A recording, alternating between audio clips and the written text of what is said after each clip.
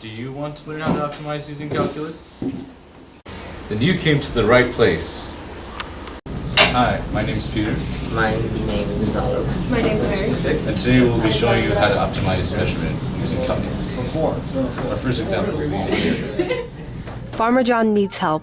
He has 400 feet of fencing and he wants to build a rectangular pen with 3 parallel partitions to make individual, equally sized rectangular pens for his goats, pigs, chickens, and sheep. However, he does not know if 400 feet is enough for his animals, so we need to find the dimensions of each individual pen, given that each has the maximum area possible. What you want to do first is draw a diagram of the situation. We know that the larger pen is a rectangle and that it has 3 parallel partitions that make 4 equally sized pens. Your diagram might look something like this. Now, you should label the diagram with information relating to the problem. Since the problem involves perimeter and area, it will be a good idea to label the lengths of the diagram. As you can see, the length and width of the larger pen have been labeled with X and Y. There is more than one Y because the partitions are the same length as Y in this case. Next, you should establish optimization and constraint equations. The optimization equation should represent what we are trying to maximize or minimize, which in this problem is area. The constraint equation should represent a relationship within the geometry of the problem. Because we are finding the dimensions of each individual pen, we need to find the area of the smaller pen. Based on the diagram, the area equation is A equals 1/4 xy. Since the amount of fencing used to create these pens is limited, we could use the perimeter of the pen for the constraint equation. Based off the diagram, the perimeter equation is P equals 2x plus 5y. Now that you have your optimization and constraint equations, the next step is to maximize the area function. But before we do this, we need to do 2 things. Get the area function in terms of one variable to make it easier to take the derivative, and find the domain of the area function.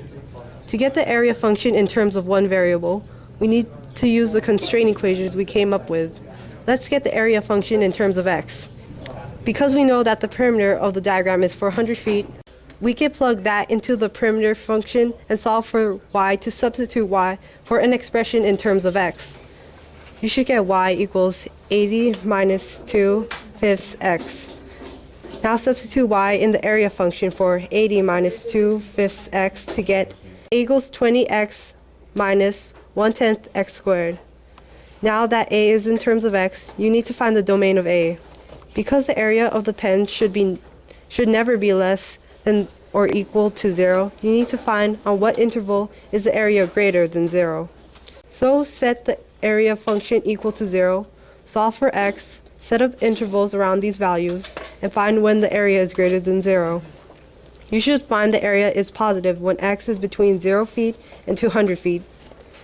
Now to find the absolute maximum of the area function, you must utilize the first derivative test for absolute extrema.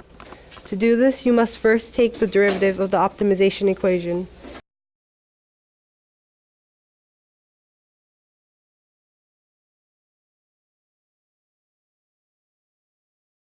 Or when a prime of x equals 0 on its domain, and check which of those x values has the largest function value. In cases where there isn't a horizontal tangent line, the largest function value is considered the absolute maximum. You should find that there is a horizontal tangent line at x equals 100 and that a equals 1000. Because the area function is never greater than 1000 on its domain, the absolute maximum occurs at x equals 100. Now that you know what x should equal in the diagram, you need to find what y should equal. So plug x equals 100 into the perimeter equation and solve for y. You should get y equals 40. So, given that Farmer John has 400 feet of fencing, the dimensions of each of the individual pens with the largest area possible is 25 feet by 40 feet.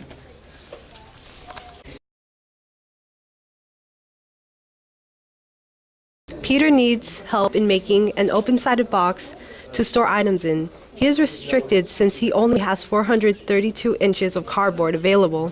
We need to find what is the maximum volume the box can have with only 432 inches of surface area.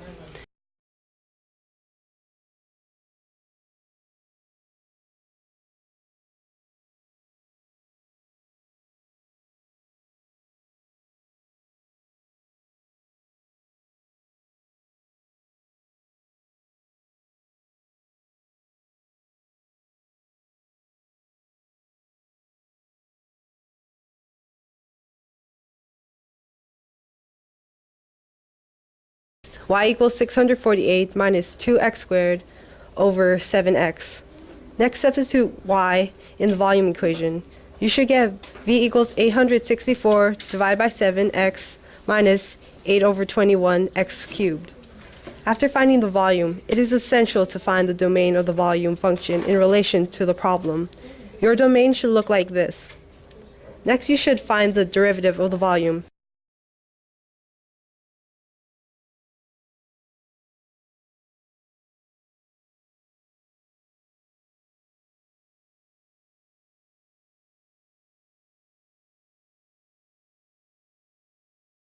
Y equals 432 over 7 square root of 108.